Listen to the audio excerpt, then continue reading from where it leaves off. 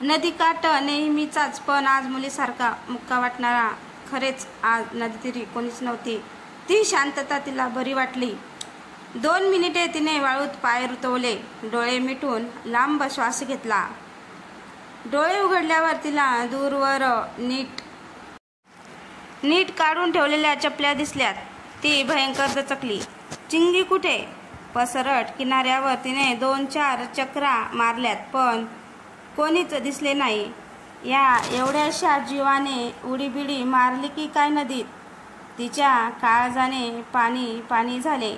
तिच्या काळजाचे पाणी पाणी झाले. चिंगी चिंगी चिंगी, ती पुन्हा जीवाच्या आकांताने ओरडली. काय? एक अतिशय निरुत्साही शब्द तिच्या कानावर आला.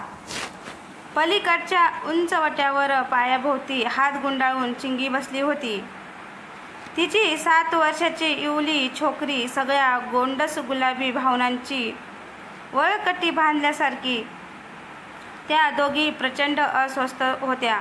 तिच्या चेहऱ्यावर तर तिच्या आतला कोलाहल स्पष्ट दिसत होता, परंतु चिंगीने मात्र तो इतका प्रयत्नपूर्वक दडून ठेवला होता की एक प्रकारच्या पोरकीपणाची छटा तिच्या चेहऱ्यावर निर्माण झाली होती. आपण असताना ही पोरकी कशी? तिने मुलीच्या डोळ्यात निरखून पाहिले. सतत लुकलुकणाऱ्या अवखळ डोळ्यात काजळासारखे सुनेपण पसरलेले. आता तिने अगदी निक्षून पाहिले. अश्राप पोर अगदीच पोरगी दिसत होती. जवळ घ्यायला ती झेपावली. फांदीवरून फूल तुटावे तितक्या सहजतेने चिंगी दूर झाली. आपल्या कवेतले रिकामपण जाणवून ती मुलुलशी वळली. गाई मागे वासरू जावे तशी आपसूक तिच्या मागे जात चिंगी म्हणाली, उडी मारणारच होते मी नदीत, पण मग वाटले तू कशी जगशील माझ्याशिवाय. भीतीयुक्त संतापाने तिने सरकन मागे पाहिले. चिंगीचा चेहरा, मेंदू, डोळे अगदी ठाम होते. हिने खरेच असे केले असते याची तिला खात्री पटली आणि तिचा अवघा देहच गोळा केलेल्या बलासहित खाली गळला. आपली डागणी हिला जास्तच लागली हे लक्षात आल्यावर चिंगीने तिला घट्ट पकडले आणि बळेच घरी आणले. घरात आल्यावर चारीकडे तिची नजर भिरभिरली. हे घर सोडून या मुलीचा हात धरूनच आपण गेलो होतो ना? या घरापासून दूर काय मिळाले आपल्याला? मानहानी, अपेक्षा, या इवल्या जीवांचे तुटणे. मुलायम लढीवाळ हातवारे करत सदान गदा आपल्या प्रेमाची ग्वाही देणारा तो माणूस आपल्या नवऱ्यापेक्षा क्रूर निघाला. चिंकीवर आकरण हात उगारताना त्याने 1 मिनिटाचाही विचार केला नाही.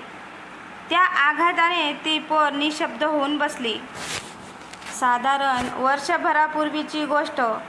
तिची डिवोर्स केस सुरू असताना तिची प्रथमेशशी पुन्हा भेट झाली. तो तिचा वर्गमित्र होता आणि त्याच्या डोळ्यात तिच्याविषयी असणारी अभिलाषा कधीच लपली नव्हती. महाविद्यालयीन काळात तिलाही तो आवडायला लागला होता, परंतु संपूर्ण शिक्षण झाले तरी तो काही व्यक्त होईना. तिलाही मन मोकळे करणे जमले नाही. तेव्हा प्रत्येकाच्या हातात आजच्या सारखे सुटसुटीत फोन नसल्याने पुढे संपर्कच झाला नाही. तिचे लग्न झाले आणि तिच्या लक्षात आले आपल्या नवऱ्याला लग्न, घर, सारे सोपस्कार निश्चितच हवे आहेत, पण जबाबदाऱ्या नकोत. मुलगी झाली म्हणून तिने पहिली नोकरी सोडल्यावर त्याने इतकी आदळआपट चिडचिड केली की ती भेदरूनच गेली. शेवटी गरज नसताना, त्याला चांगला पगार असतानाही त्याच्या इच्छेखातर तिने पुन्हा नोकरी पकडली. 4 महिन्याच्या तान्ह्या मुलीला घरी बाईजवळ ठेवताना तिचा जीव खालीवर व्हायचा. ऑफिसमध्ये काम करताना पानं फुटून दुधाच्या धारा वाहताना ती मुलीच्या आठवणीने खूप गलबलायची. घरी आल्यावर बाई सांगायची, चिंकीने वरचे दूध 1 थेंबसुद्धा घेतले नाही. एक दोनदा डॉक्टरांच्या सांगण्यानुसार तिने स्वतःला पिळून पाटलीत दूध काढून ठेवायचा प्रयत्नही केला, पण वाटी, चमचा किंवा बाटलीने तिची तहानी पोर दूध प्यायचीच नाही. त्या कासावीस अवस्थेत जे होईल ते पाहिले जाईल असा विचार करून ती नवऱ्याला मी पुन्हा नोकरी सोडते, पुन्हा काही महिन्यांनी करेल हे सांगायला गेली. मात्र त्याने तिच्या हाती विमानाचे तिकीट ठेवले. ती खूप आनंदली. गरोदरपण, बाळातपण या सगळ्या दिवसामध्ये ती कुठेच बाहेर गेली नव्हती. तिलाही थोडे मोकळे फिरावेसे वाटत होते. मी वर्ल्ड टूरला जातोय, वर्षभराने येईल, सर्व मित्रांशी लिंकअप झालोय, तू काळजी करू नकोस, थोडी मला लिबर्टी दे, हे वर्ष सांभाळ, मग मी आहेच. अरे पण मग नोकरीचे काय, तुझ्या कंपनीने एवढी सुट्टी दिली? रिझाईन. त्याचा लांब हर्षभरीत सूर. ती हताश होऊन दुसऱ्या खोलीत चाललीच गेली. ती कायमचीच पुढे त्यांची खोली कधीच एक झाली नाही. तो देश विदेशात भराऱ्या मारत होता, मुक्तपणे जग अनुभवत होता. ही मुलीला घेऊन संसाराचा गाडा ओढत होती. मग तिच्या लक्षात आले, याला आपली कसलीच गरज उरली नाही. नोकरीत परमनंट झाल्यावर तिने घटस्फोटासाठी अर्ज केला. त्याने तिच्याकडे खोलवर पाहत सही केली. तुझी इच्छा आहे म्हणून सही करतोय. मला नकोय काय हवे तुला? मला नकोय काय हवंय तुला? संपूर्ण जिंदगी तुझ्यासोबत. त्यात मी कुठे नाही. हो का? मग कोर्टाच्या खेटा, कधी तो सुनावणीला हजर तर कधी नाही. आई वडील म्हणाले, संसार टिकव, जाऊ दे ना, त्याचे त्याला बाहेर, काही त्रास नाही त्याचा, काही नाही. असतो असा एखादा अवलिया भ्रमती करणारा. पण मग माझ्या सुखाचे काय? तुला कसले सुख हवे आता? एक मुलगी झाल्यावर चांगली नोकरी करते, बाहेर खाते पिते, हिंडते, तुझी तू स्वतंत्र आहे. मुलीकडे लक्ष दे. घटस्फोट घेऊन कुठे उघडी पडते? कसाही तो झाकण्यासारखा आहे. असू दे, आम्ही या वयात तुला कुठे सांभाळणार? तशातच प्रथमेश भेटला. त्याचाही घटस्फोट झाला होता. आपल्या मुलांचा ताबा घ्यायला तो पुन्हा कोर्ट कचेरी करत होता. भेटी दरम्यान त्याने लग्नाचा प्रस्ताव ठेवला. त्याच्या कथ्या डोळ्यात तिला चिंकीविषयी माया दिसली. 2-3 महिन्यातच चिंकीही त्याच्या अंगाखांद्यावर झाली. आयुष्यात पहिल्यांदाच ती पुष्कळशी निर्धास्त झाली. तिने मोकळा श्वास घेतला. 8-15 दिवसात तिच्या केसचा निकाल लागणार होता. घटस्फोटाचा निर्णय निश्चित झाला होता. तो कधी नव्हे ते सलग घरी होता. ओलावल्यासारखा वाटत होता. तीही हेलावली होती. नाही म्हटले तरी 10 वर्षाचा सहवास होता. बंध इतक्या लवकर थोडीच तुटतात. पण आता तिचा जीव प्रथमेशच्या घरात लागला होता. त्यांचे अंगण, बाल्कनी, दिवाणखाना, बेडरूम ती साऱ्यात गुंतून गेली होती. दोघांनी मिळून घर सजावटीची पुन्हा खरेदी केली. त्यांच्या मुलांनाही आपलेसे करायची मानसिक तयारी झाली.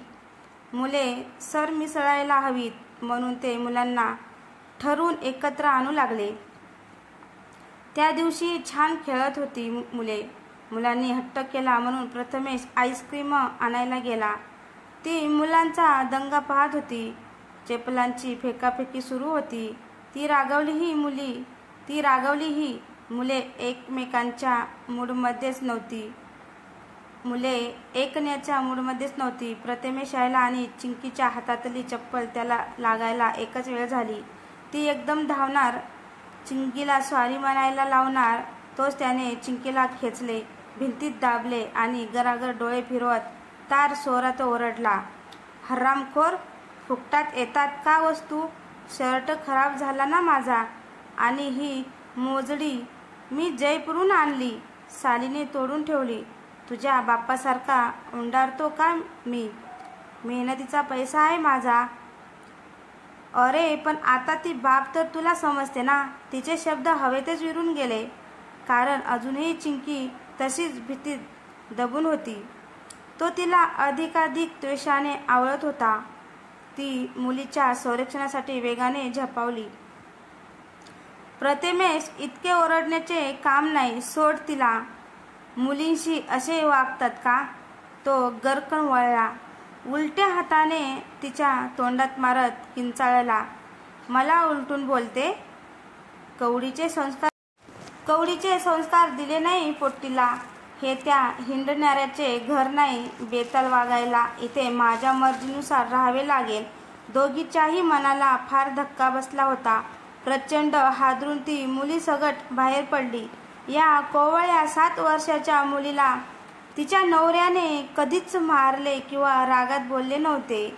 त्याने देश विदेशातून आणलेल्या कितीतरी महागड्या वस्तू चिंकीने कळत न कळत लिहिल्या फोडल्या होत्या, पण सौम्यशी नाराजी व्यक्त करण्यापलीकडे त्याने कधी रिॲक्ट केले नव्हते. मुलीला तो फुलासारखा जपायचा.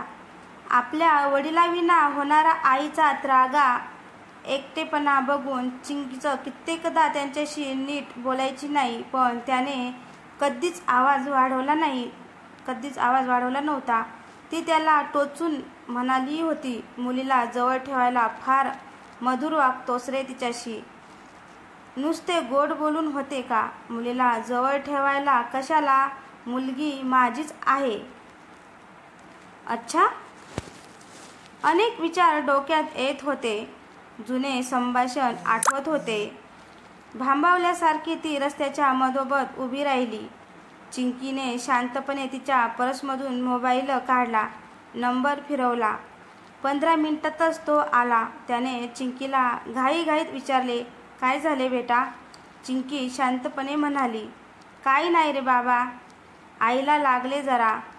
चल घरी लवकर. डॉक्टरांकडे जायचं का ग? नको, घरी चला. कारच्या मागच्या सीटवर बसत ती म्हणाली. गेल्या कित्येक दिवसापासून तो गाडी चालवत असला की ती स्वतःहून मागच्या सीटवर बसायची.